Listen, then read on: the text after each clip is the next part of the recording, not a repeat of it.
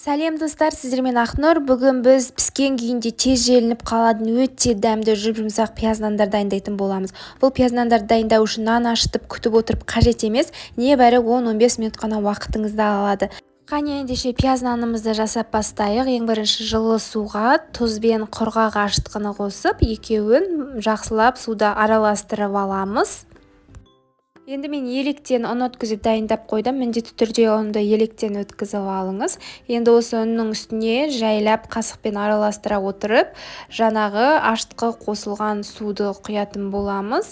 Мінекей дәл видеодағыдай барлығын құйып болған соң, оның үстінен сұйық май құямыз. Әрі қарай қасықпен араластырып алдым. Бірінші содан соң қолымның көмегімен қамыр илей бастадым.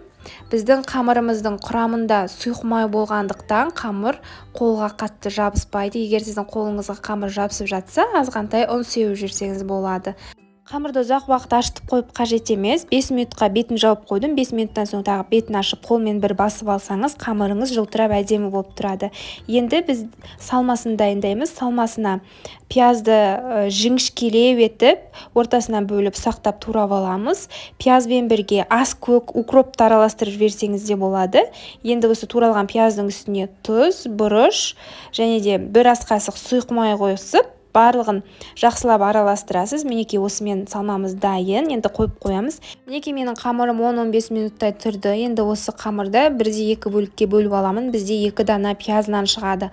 Қамыр жұмсақ, әрі қолға жабысуы мүмкін. Сол себепті көбірек ұн қосып, қамырды дөңгелек етіп жазып алыңыз. Қамыр жұмсақ болғандықтан көбірек ұн салып, жұқалау етіп жазып алыңыз.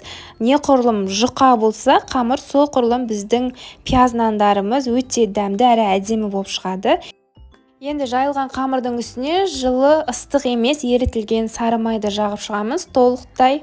Содан соң жаңағы пияздан жасалған салмамызды бір келкі етіп жазып, жаңағы қамырдың үстіне салып шығатын боламыз. Енді осы қамырды дәл ортасынан бөлеміз. Сонда біздің нанымыз жіңішкелеу әдемі болып шығады. Егер қамырды бөлмей бірден орап жіберсеңіз, біздің нанымыз қалыңдау болып, ортасы піспей қалуы мүмкін. Енді осы екіге бөлінген қамырды видеодағыдай рулет секілді ораймыз.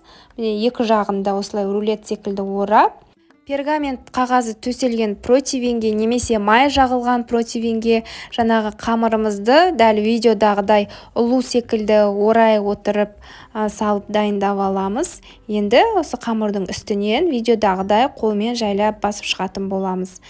Енді пияз нандарымыздың үстіне бір жұмыртқаны жақсылап жағып шығамыз және өз қалауыңызша бетіне кунжут сепсеңіз болады. Енді алдын ала 200-220 градуста қызып тұрған пеште қызарғанша 25-30 минут пісіріп аласыз. Осымен біздің өте дәмді әрі жұп-жұмсақ пияз нандарымыз дайын.